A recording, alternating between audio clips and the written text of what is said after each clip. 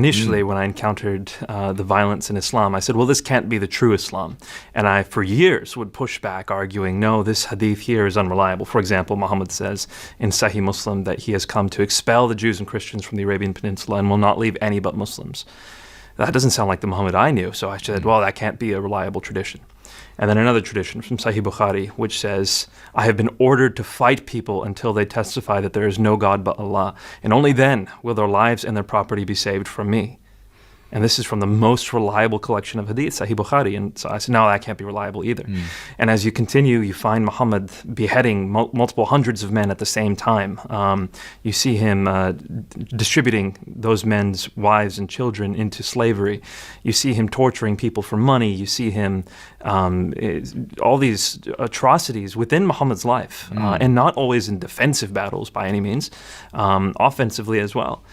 And so, after trying to dismiss many of these traditions, I said, well, let me piece together what's going on here, because if I dismiss all of these violent traditions, then I am basically dismissing the foundations of Islam. This is where I get my picture of Muhammad from.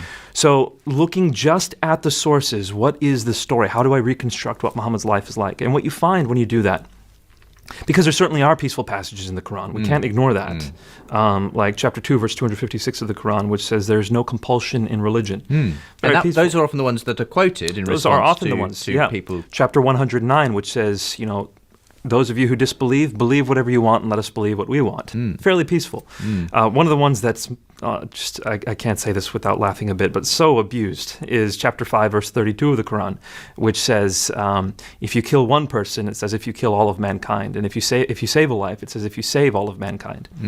When you start understanding the context, though, you realize that this is not the ultimate message of Islam. For example, that one verse, chapter 5, verse 32 of the Quran, says, the first part of that verse is, it was told to the Jews. If you kill one person, it's as if you kill all mankind. If you save a life, as if you save all mankind. And we do. We find that in Tractate Sanhedrin of the Babylonian Talmud. I see. It's not in the Quran. It's not a teaching for Muslims. The next verse is the teaching for Muslims, which says, if anyone creates mischief in the land or strives against Allah or His messenger, crucify him. Or kill him. Right, a very different message. Exactly. Okay. So you start getting the context. And what you find is, in the first 13 years of Muhammad's prophetic career, he lives a peaceful life. He has about 100 followers by the end of that time, not that many. Certainly doesn't have a fighting force. Most of these people are of humble means. And he doesn't fight during that time. But then he's given rule over a city. An entire city gives him the right to be arbiter. From that moment until his death, approximately 9 to 10 years, he personally participates in or deputizes 86 battles. Right. So that's an average of 9+ battles a year.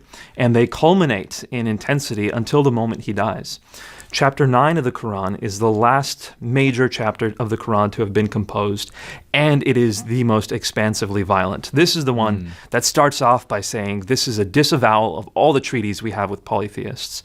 Chapter 9, verse 5, slay the infidels wherever you find them, lay siege to them, take them captive. Chapter 9, verse 29, fight the Jews and Christians until they pay you the poll tax and they feel subdued. Why? Chapter 9, verse 33, Islam has been made to prevail over every religion. So, chapter 9 is the most violent. It's the culmination of the Islamic message. It's the marching orders that Muhammad leaves Muslims with, which is why when he dies, Muslims conquer 1/3 of the known world within 150 years. Right. These were the messages. By the sword. It's complex. Once again, they would tell places, if you do not convert, then you have the option to pay a tax, and if you don't pay that tax, then we will fight you. The jizya. Exactly. Tax. Yeah. So it was expanding into territory. The first option people were given was conversion. The second option was paying a tax, and if that didn't happen, then it was by the sword. And do you basically see this as effectively the modus operandi of groups like ISIS today?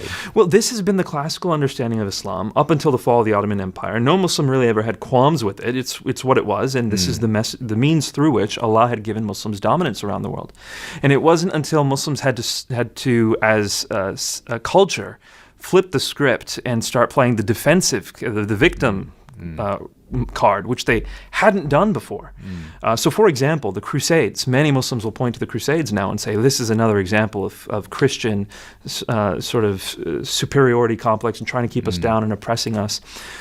The Crusades were never even discussed in Islamic literature. There was no Muslim or Arabic word for Crusades until Christians came up with one in the Right. 19th century. Okay. It just wasn't a part of the Islamic mentality until the Ottoman Empire fell, the Islamic world started losing its power, and then these discussions started happening. And that's why you don't hear the phrase Islam is a religion of peace until the 20th century. That simply wasn't a phrase. It was before never then. said. It was never Yeah. thought. That wasn't the way Muslims had thought up until that time. Tune in to The Profile Interview in association with Christianity Magazine every Saturday